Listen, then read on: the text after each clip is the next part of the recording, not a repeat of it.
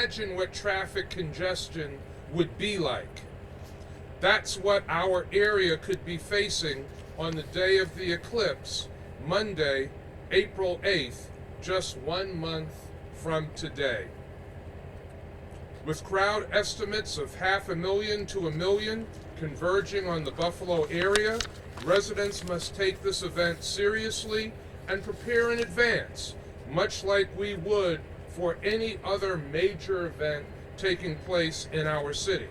We want everyone to enjoy this historic moment, but do so in a smart and safe manner.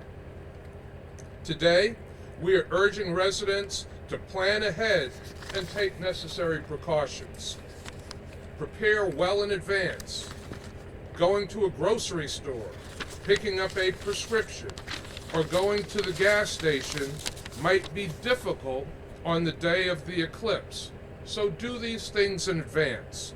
We recommend that people get what they need to get days in advance so they don't potentially get caught in traffic jams.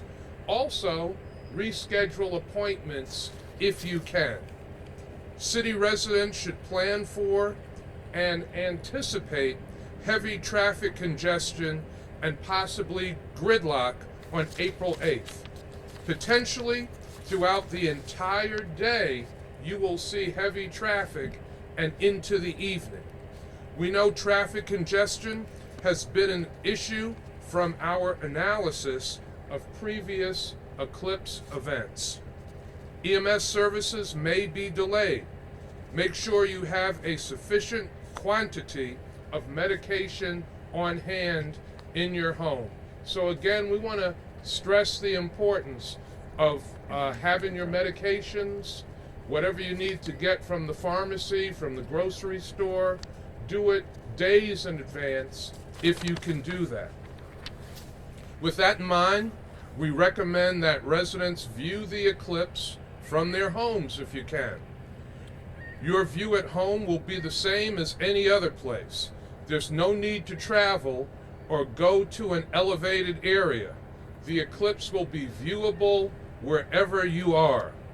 If you plan on attending a viewing party, we suggest you attend one that is in walking distance, whether it be at a park, at a restaurant, or some other location.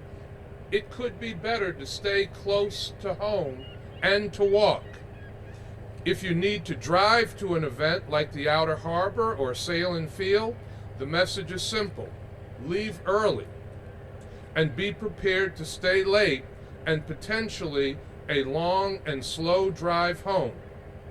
Pack extra food and water in your vehicle.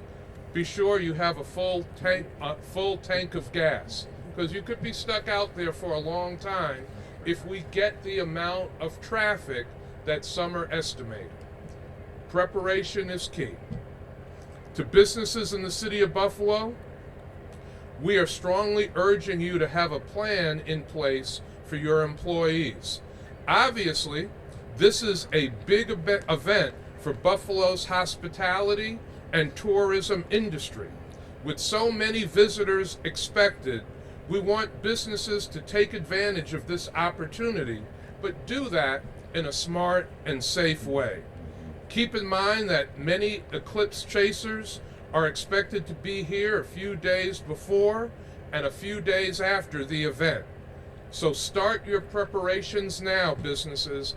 And I know from talking to a lot of businesses in the city of Buffalo that businesses have started their preparations early. And I think our businesses in the city are going to be prepared.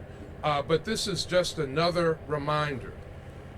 The Buffalo non-dining and non-retail business owners, you might consider having your employees work from home on April 8th or close altogether. Now again, that's a suggestion for non-dining and non-retail businesses. One final major message. Be aware that cell service on that day is expected to be greatly affected, meaning that people might not have cell service at all for extensive periods of time on April 8th. When there are too many people in an area, the cell towers do get jammed. Please be sure to talk to your family members about this. Maybe set up a meeting place for family in the event of an emergency. There's more information on the city's Eclipse webpage about how families can go about setting up their emergency plans in the event that they need one. The bottom line is this: Monday, April 8th will not be an ordinary day in Buffalo. We are urging everyone to take this event seriously, to start planning now if you haven't already. It will be a wonder. It should be fun, but it is better to plan. Now, here to talk more about our Eclipse public safety efforts, our whole list of speakers. We'll start with Buffalo Police Commissioner Joe Gramaglia. Thank you, sir. So I want the public to be aware that we have been planning for this on the emergency services first responder side for quite some time. There's been numerous meetings, not just within the Buffalo Police Department or the Buffalo Fire Department, but our county partners, the state side, and even our federal partners. So we have a full operation plan that's in the works. We've been putting together how we're going to staff up for that day. There will be extra police staffing on that day. We will have specialized units out in various areas. So again, as the mayor said, you're going to potentially have a problem with traffic, and we urge everyone to be very, very patient. We will respond to areas to help ease congestion of traffic to the best that we can. As I said, we don't quite know what to expect, but we're planning for the unexpected. Part of helping to get through some of that is we are unveiling today. We just took delivery of 6 brand new UTVs. One more is just about done. It's at the shop being finalized, so we have 5 behind us. These are going to help us get around traffic congestion, get around issues, help respond to any emergencies. The fire department has theirs out as well. Again, as the mayor said, we're going to be out there. We have a plan. Our emergency operations center is going to be fully operational. It is going to be staffed with various levels of law enforcement, government, and emergency services personnel, and we are going to be out there. So the mayor also pointed out the cell coverage, and I think it's important to continue to point that out. You know, you've been to a Bills game, you've been to ball drop at midnight, and you can't get a connection. So plan ahead for that. We also, on that congestion, on a potential congestion on the ride home, make sure your cell phone is as charged as it can be. If you have an extra battery source for that or a phone charger in your car, bring that. But we urge patience. If you are stuck in a traffic jam, we urge patience. If you have the ability to take the metro rail, if you have the ability to walk to an event, then we certainly urge that. If it's a nice day, take your bicycle as well. That will help you get around. So find alternate modes of transportation. And as the mayor said again, I'll reiterate, if you are at home, I think the best option is to view from home. But if you are going to go to one of those events, plan your process and how you're going to get there and how you're going to leave. Thank you. Thank you, Commissioner. Next, we'll hear from the city's emergency services manager, Thomas Luby. Good morning.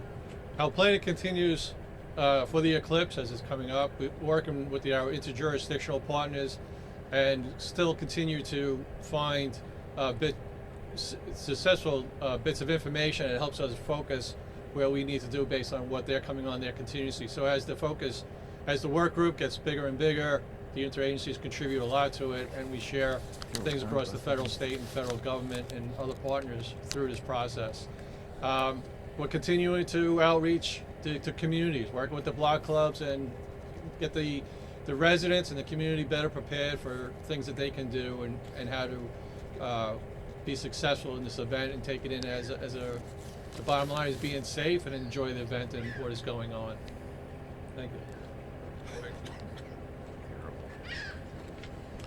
Our next speaker will be Buffalo Fire Commissioner William Ronaldo. All right. Thank you, Mayor. Good morning, everyone. Commissioner Gramaglia, the Mayor, and Mr. Luby touched on a lot of items already. I'm going to emphasize a couple more of them. One of them is the medication issue. So to ask anyone who has a pre-existing medical condition to make sure they have enough of their prescribed medication on them, either in the vehicle or wherever they're viewing the eclipse, whatever location they happen to be at. Just have enough of that on you.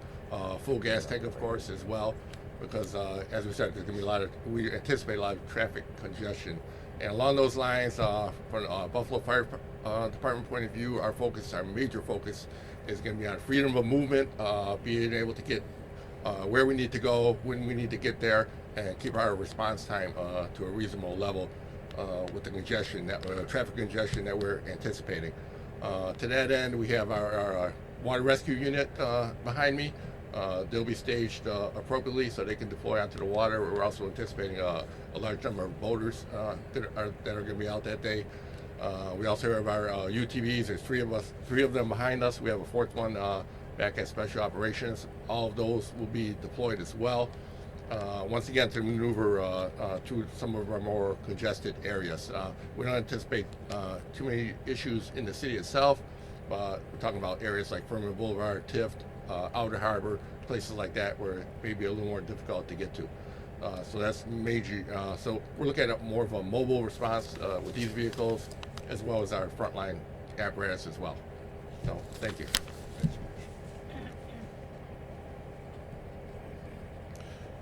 Next, we'll hear from Dr. James Reynolds, Professor and Chair at the Ross Eye Institute. Thank you, Mr. Mayor. It's my pleasure to be here today. One of the things I want to start with and echo is exactly one of the major messages of the mayor, and that's planning. And we're hearing about planning where you're going to be, planning for your medication, planning for your emergency plan, planning all those kind of things that lead up to and exiting from your viewing space. But I want to emphasize you must also plan for your engagement that day with the sun. You have an appointment, and that appointment must be planned for. You must plan for yourself. You must plan for your children. I especially want to mention you must plan for your children. Now, why is that? Because there is no safe viewing of the sun with the naked eye. You must view the sun through special eclipse glasses or via indirect methods. We want to enjoy this. We're good Buffalonians. We're going to be good neighbors. We are going to embrace these million visitors, but we want to be better safe than sorry. A lot of this is common sense, but let me just give you some numbers to quantify the risk. In a typical bright office space or a bright school space, the energy level from the sun can be measured at about 400 lux. I don't need to explain what lux are. Trust me on that one. But if the number is 400, what is the sun's energy? It's 130,000 lux, 300 times what you're getting in an office space. That's a huge amount of energy. And that energy can, over a very short duration, produce a photochemical burn of your retina. So again, you must be better safe than sorry. Lastly, I want to touch on why none of us are having any solar damage to our eyes. Because when I try to look at the sun, I immediately have to look away. We can all do that on cue now. But up we go and away we look. That's our aversion reflex. But as that sun begins to be covered by the moon, that aversion reflex is going to go down because now we're covering 50% of the sun, now we're covering 80% of the sun, now we're covering 90% of the sun. But with only 10% of the sun still visible, that energy level is 13,000 compared to that 300 or 400 in the office. I just want to use those numbers so commonsensically people understand the huge amount of energy that comes at you from the sun. So what is the safe way to view this? Here they are right here. Okay, you gotta have your props ready. So again, look at the sun, immediately look away. Put the eclipse glasses on and plan for this, especially with your children. How are you going to put them on? How are you going to keep them on? Oh, for God's sake. I am completely blind now. I see no one. I see nothing. No objects, no person. I look up at the sun and I see this very faint yellow globe. Perfectly safe. So get the glasses. The glasses must be certified by the International Organization of Standards, so-called ISO certified. They are supposed to be 12312-2 lenses, and they will protect you. Final thing I'm going to say, there are 4 minutes of totality when the sun is completely covered. Totality is when you can view the sun with your naked eye, because there is no sun to be seen, it's covered. I don't suggest you view it for the whole 4 minutes. View it for the inside 2 minutes. Be safe. Plan for your viewing. Plan for your children's viewing. Very important. Thank you today, and thank you, Mr. Mayor.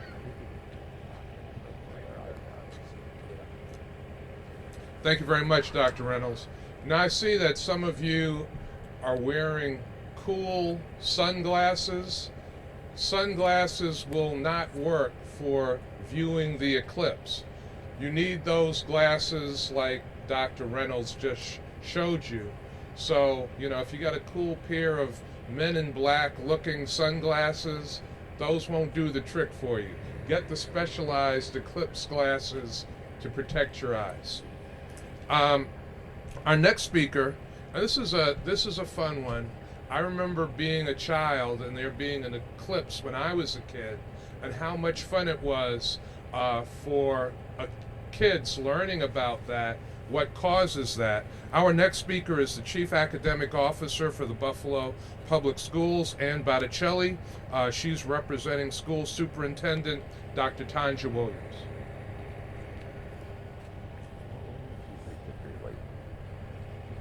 Good morning. Again, I'm Ann Botticelli. I'm the Chief Academic Officer for the Buffalo Public Schools, and I'm here on behalf of Superintendent Dr. Tanja Williams. So I get to have the fun part of the conversation today. Our students have been learning about the eclipse. We have created lessons. They're being delivered in classrooms. Buff State has graciously allowed many of our students to go use the observatory and experience what this means for our district. We will be closed, so our kids will be home with you. And parents, this is the perfect opportunity to learn as a family. You can quickly Google what a solar eclipse is and talk to your students about it, and hopefully they'll be able to teach you a little bit because they've been talking about it in school. Thanks to the generous donation of Buffalo State and M&T, our students are coming home with their own eclipse glasses, so they'll be prepared when they go outside to watch the solar eclipse. So again, thank you. It was really wonderful. All of the kids are coming home with these in the next week or two.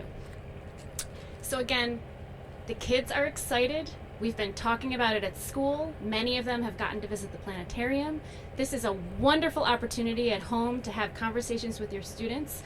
Every science teacher in Buffalo is excited about this opportunity, and they are talking it up with the kids. So if you have any questions, please reach out to your student's school. And again, you should be looking for these glasses coming home soon. Thank you so much.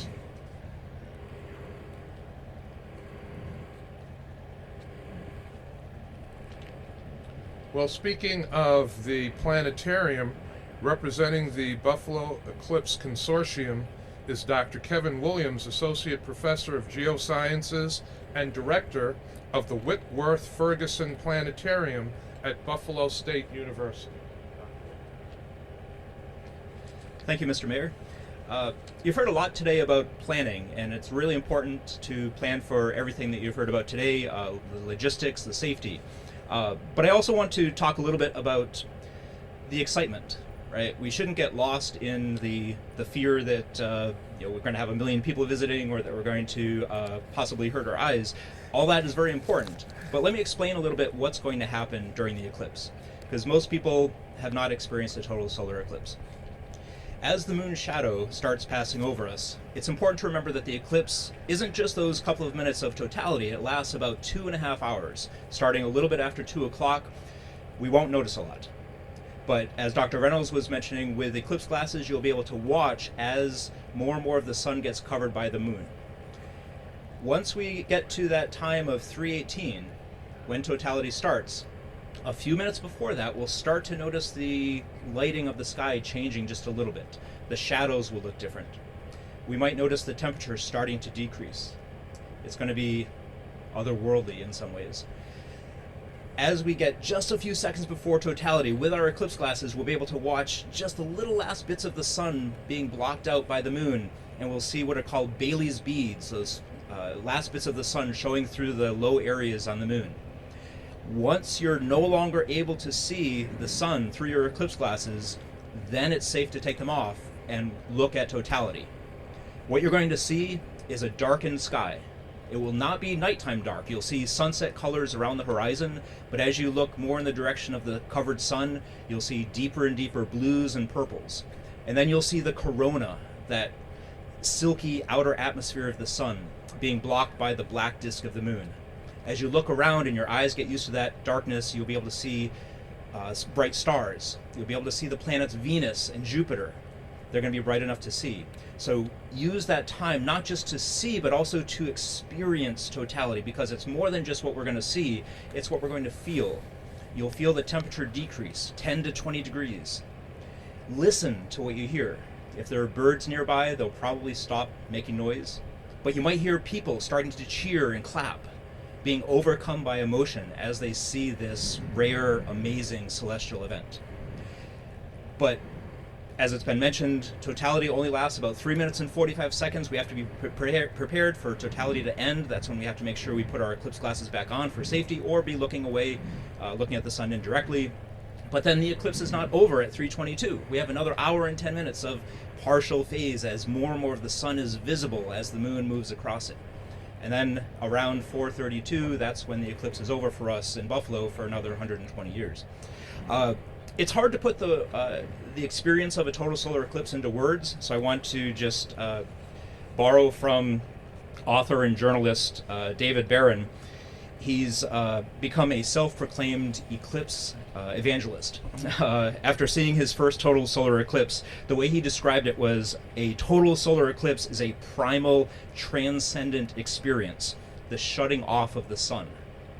He also said that he expected to have this interesting intellectual experience, and instead it was completely visceral.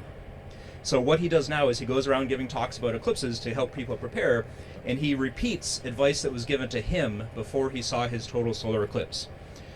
He says you owe it to yourself to experience a total solar eclipse before you die.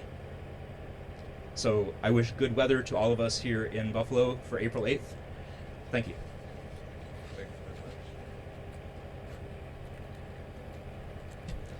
Now, talking about the tourism implications and the implications for our restaurants and retailers is Patrick Kaler, the president and CEO of Visit Buffalo Niagara. Thank you, Mayor. April 8th, the occurrence of a total solar eclipse in Buffalo is a dream come true for a Convention and Visitors Bureau. We didn't have to go out to bid to lure this event to our community. We don't even have to advertise for people to come. Our hotels are already at full capacity almost, as well as commanding very high rates over multiple days. So this is going to have a major economic impact because of the hundreds of thousands, if not millions of people who will be coming to Buffalo and Western New York on April 8th, as well as the days leading up to and following April 8th. I have to applaud our community, our business community, our hospitality community for coming together to put together a wonderful opportunity of activities and events for people to experience, again, leading up to, on the day of, and the days after. We actually started booking our first group tour prior to the pandemic in 2017. This is how important these types of events are. Smith Travel Research actually equates a total solar eclipse event for a community such as Buffalo as almost our opportunity to host a Super Bowl, maybe even hosting a Taylor Swift concert. So we're very excited about the possibilities of what are going to be taking place on that day for our out-of-town visitors. But what's most important too is what's taking place today and hearing from Mayor Brown and his commissioners about keeping not only our residents safe, but our visitors safe. That's most importantly the paramount issue that we're looking at with having this type of an influx of people coming into our community. We want them to have a fantastic and enjoyable experience because we want them to come back in the future, but we also want them to have a safe experience. And so that's what's most important about what we're talking about today. Thank you.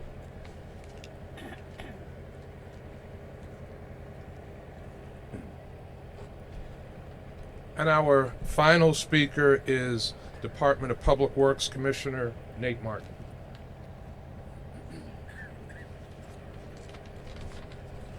Thank you, Mayor. From my perspective, maybe a couple housekeeping items for the city of Buffalo, but the words that I want to use are cooperation, patience, and I think grace on that standpoint.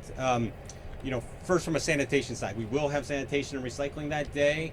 Some cooperation, we ask that all your totes are out at night. We're going to try to move through that really early that day and get off the streets as quickly as we can. So we want to maintain that city service for everybody on that Monday, so that's our plan. So a little cooperation to get everything out on Sunday night as normal. From another cooperative standpoint, our parks. So our parks are open for viewing. Won't be planned activity necessarily, but they're open for viewing.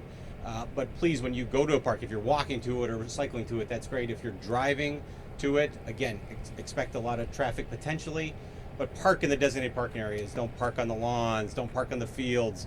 Try to maintain and keep on that hard space. If you're in a park, please try to stay off of those playing fields. All the ground is still going to be wet at that point in time of the year. Damage to those playing fields, whether it's a ball diamond or one of the athletic fields, could hamper some of the Buffalo Schools athletic events and other athletic events in the city that we are planning for. So a little cooperation there. No overnight parking, no camping, typical rules that in the parks that we want everybody to cooperate with. From a patience and grace standpoint, as we've heard, a lot of visitors are going to come to our area. So please follow rules of the road, but be patient, because there are going to be a lot of people not familiar with our area, not familiar with the streets. Some of the subtleties of some of our roadways that we know about as residents and community members, they may not know. So have patience with drivers from out of the area or out of state if you see them, and some grace for your fellow drivers. But really be aware and present when you're driving or when you're walking or when you're cycling. There is going to be a distraction, look up in the sky, but please be safe when you're moving around any of the rights of ways when we have all those three together. So looking forward to enjoying the event certainly as well. Thank you very much, Mayor.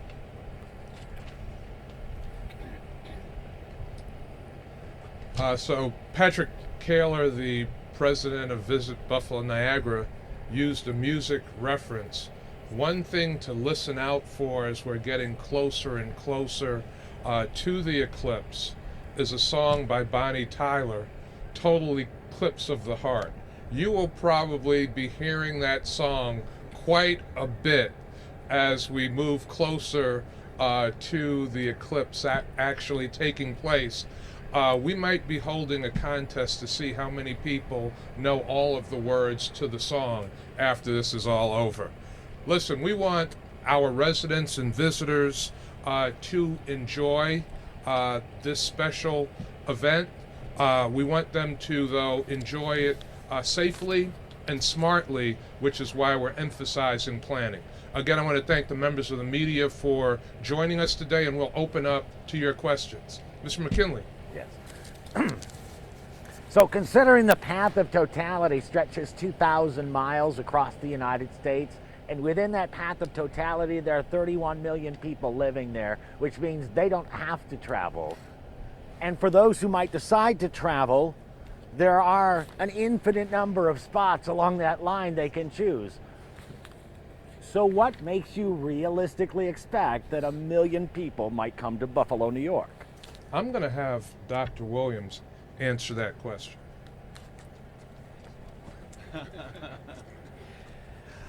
I'd say that $1 million number, million person number is a higher limit, but you have to kind of plan for that because it could happen. Imagine that you have this, like you said, really long path of totality, and Buffalo is the place with the good weather, and it's cloudy in many of the other places. This is where people are going to come. You are from here, right? Yes. Okay.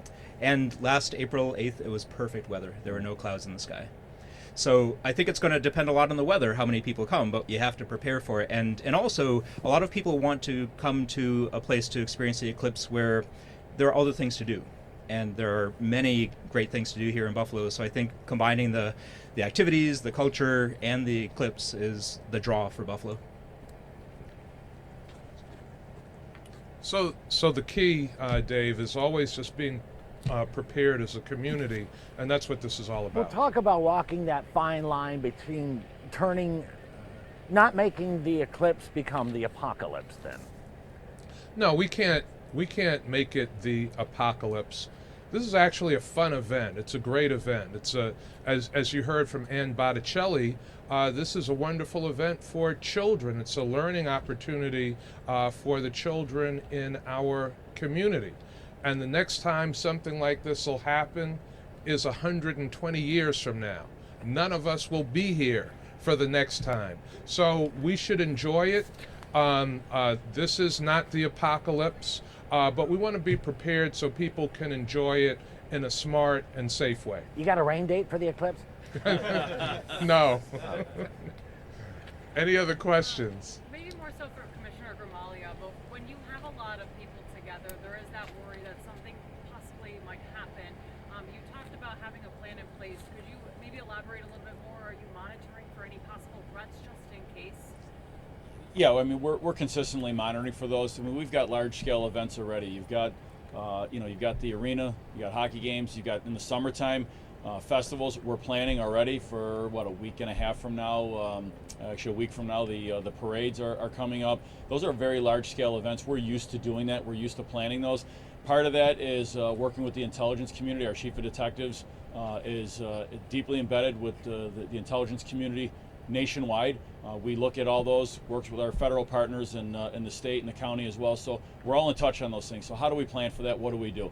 You have to, and I hate to say this, you got to plan for the worst, hope for the best, but that hoping for the best doesn't mean that we're not staged up, staffed up. We're going to move our people around. We're going to have specialized units in.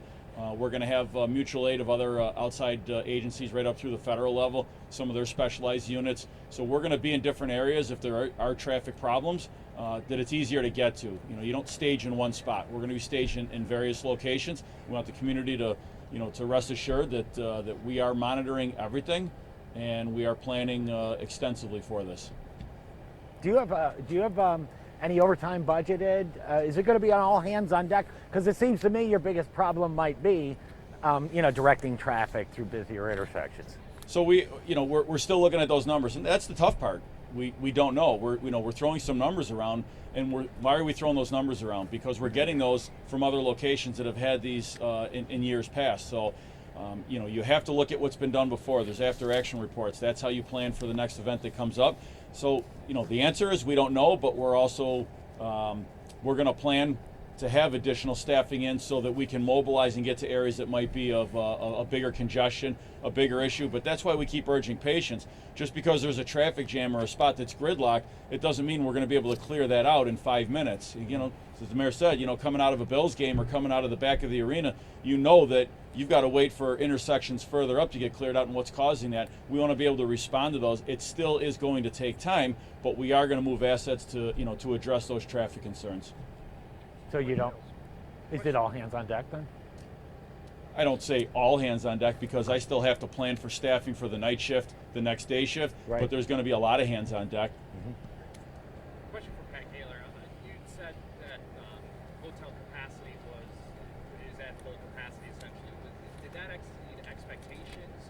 I guess in terms of timing, how quickly they filled up. I'll say there's a white paper put out by the University of Michigan that you might find very interesting from the 2017 eclipse. We're actually pacing pretty much on par with that type of a research. We expected it to be at a sellout capacity. We know that we're at a sellout because some of our hotels now have such limited room availability that they're charging $1,000. So it's escalated as it's getting closer to that date. So we know that within our region that there are just so few hotel rooms available, as well as Airbnbs. I have the ability to go on and look at our overall inventory of Airbnbs on specific dates, and we're at capacity almost with our Airbnbs as well. So we're pretty much pacing right along with what happened in 2017. And 2017, the largest city that the eclipse passed through was Nashville, Tennessee. This year, you've got Austin, Dallas, as Dave said, many larger cities, and Buffalo is part of that. Probably the largest city in comparison to Buffalo in 2017 was Kansas City. I've also been looking at the hotel rates in all of the hotels or the cities this year, and their rates are far more higher than Buffalo are as well. So we're really pretty much right on pace where Buffalo would be as a community, as a destination, in comparison with other cities across the country. So the advice then, Kurt, I know that with people trying to get hotels, maybe now they're starting to look more so into the Airbnbs as an alternative. I mean, what advice do you have for those people that can't get a hotel? I mean, what's that landscape? You probably should have started planning earlier, unfortunately. Patrick, when's the last time we were at this capacity in our hotel? This is something that we've never really experienced before, looking at historic, that we would be this close to 100% capacity. One example might be hosting NCAA. That's probably the closest that we've ever come, actually, in the past.